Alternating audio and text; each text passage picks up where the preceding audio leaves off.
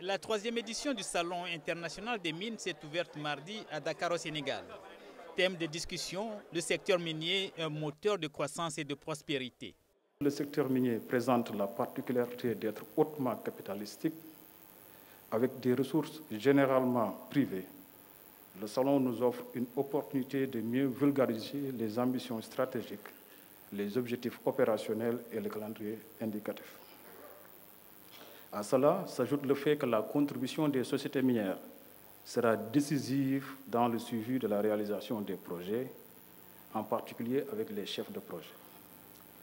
Ouvrant les travaux, le président Macky Sall a indiqué que les mines figurent parmi les 6 secteurs prioritaires du plan Sénégal émergent, qui se fixe un taux de croissance entre 6 et 7% par an.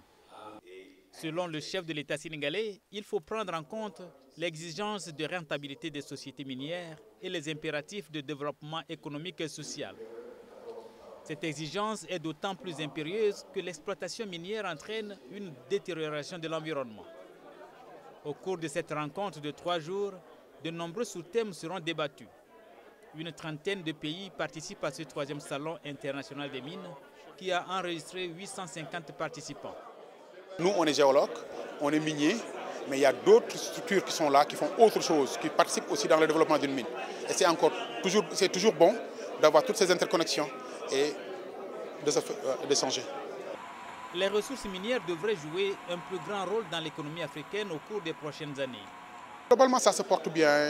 Les pays sont en train de revoir leur côte, le côte minier, comme en Côte d'Ivoire. Ils ont aujourd'hui le meilleur côte. Le Sénégal est en train aussi de revoir son côte et on espère qu'il sera aussi à la hauteur du côte minier ivoirien. Et là, c'est le premier pas pour une compagnie d'être dans un pays. Si le côte est attractif, il faut que le côte soit attractif.